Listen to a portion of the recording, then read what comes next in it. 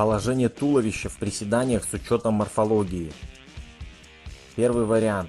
Если голеностоп не очень длинный и бедра длинные, поставьте пятки на подставку, чтобы избежать чрезмерного наклона туловища вперед. Этот вариант упражнения переносит часть нагрузки на четырехглавые мышцы. Вариант номер 2. Поместив гриф пониже на задней части дельтовидных мышц, можно улучшить баланс и увеличить силу подъема спины. Это позволит использовать более тяжелый вес. Такую технику обычно используют тяжелоатлеты. Вариант номер 3. Вы можете выполнять приседания на специальном тренажере, чтобы избежать чрезмерного наклона вперед и целенаправленно нагружать четырехглавую мышцу. Как располагать стопы в приседаниях? Во время выполнения классического приседания, когда ноги поставлены примерно на ширине плеч, очень важно учитывать направление стоп. Как правило, они должны располагаться параллельно или чуть носками врозь. В любом случае необходимо учитывать особенности строения тела, то есть его морфологию, и ставить ступни в соответствии с физиологической осью голеней. Например, если у вас походка уточкой, делайте приседания, расставив ноги как уточка. Правильное положение. Во время приседаний держите спину максимально прямо. Существуют различия в типах строения тела, ноги различной длины, большая или меньшая гибкость лодыжек. И соответственно различная способность овладения техникой, движения, различная ширина постановки ног, обувь на платформе и на каблуках, а также положение грифа штанги на стойке различной высоты. Поэтому тело в какой-то мере будет наклоняться всегда, располагаясь впереди от тазобедренных суставов. На рисунке 2 показано неправильное положение. Во время приседаний никогда не горбите спину. Это ошибка, травмирует нижний отдел спины. В частности, возникает грыжа межпозвоночного диска. Для оптимального напряжения ягодичных мышц сгибать колени до положения, когда бедра не ниже горизонтального положения по отношению к полу. Рисунок 1, 2, 3. Негативная фаза движения. 4. Глубокие приседания. Чтобы выделить работу ягодичных мышц, бедра можно опустить чуть ниже горизонтального положения по отношению к полу. Однако эта техника применяется только в случае, если у вас очень гибкие лодыжки или достаточно короткие бедра. Кроме того, глубокие приседания выполняются осторожно, так как они сопровождаются изгибом позвоночника, что может привести к серьезным травмам. В любых движениях, когда используется большой вес, необходимо соблюдение мер безопасности, блокировка. Вдыхайте глубоко и задерживайте дыхание, заполняя легкие воздухом подобно баллону. Таким образом, грудная клетка фиксируется в неподвижном состоянии и препятствует наклону верхней части туловища вперед.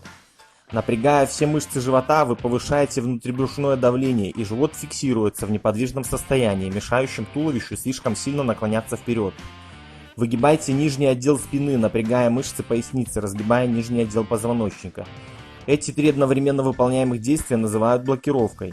Ее роль заключается в предупреждении округления спины, сгибания позвоночника, которое может стать причиной смещения межпозвонковых дисков при работе с большим весом. Приседания с гантелями.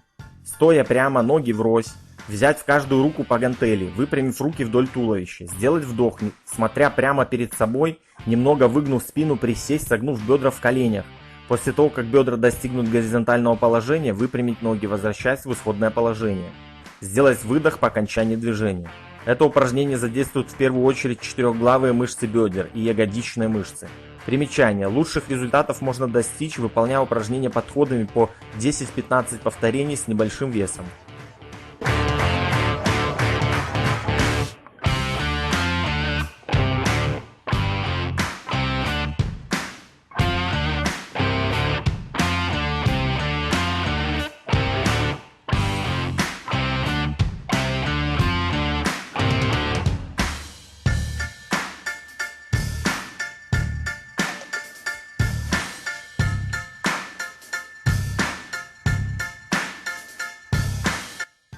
Приседания со штангой на груди. Стоя, ноги на ширине плеч, штангу держать хватом сверху, положив гриф на верхнюю часть грудной клетки и передние части дельтовидных мышц. Спину выгнуть, живот втянуть. Сделать глубокий вдох, создав давление внутри грудной клетки, препятствуя наклону туловища вперед и согнув бедра до горизонтального положения, вернуться в исходное положение. По окончании движения сделать выдох. Для того, чтобы штанга не соскользнула вперед, очень важно сильно выпятить грудь вперед и поднять локти как можно выше. Расположенная спереди штанга тянет туловище вперед, и поэтому спину нужно всегда держать прямой.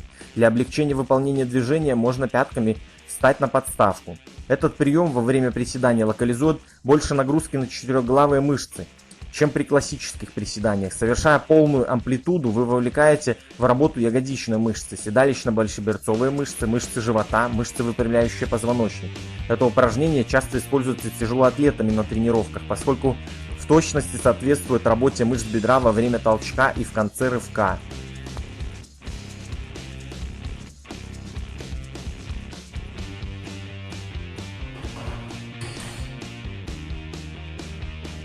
На этом на сегодня все. Если есть какие-нибудь вопросы или хотите поделиться своим мнением, пишите комментарии, ставьте лайки и жмите на колокольчик, чтобы не пропустить новые выпуски. А пока до скорого и помните, наступило время взять все в свои руки.